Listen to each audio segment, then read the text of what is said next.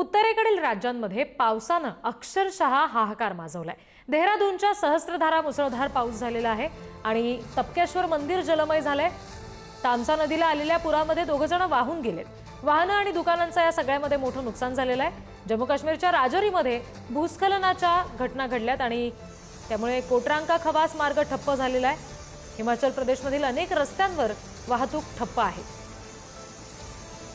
आपण हे दृश्य बघतोय, प्रचंड असा प्रलय पाण्याचा या ठिकाणी पाहायला मिळतोय। हिमाचल प्रदेशमध्ये अनेक रस्त्यांवरची वाहतूक ठप्प आहे। ठिकठिकाणी मंदिरं पाण्याखाली गेलेली आहेत। जनजीवनावर या सगळ्याचा मोठा परिणाम निश्चित झालेला दिसतोय। उत्तरेकडच्या राज्यांमध्ये सध्या ही अशी भयानक परिस्थिती आहे।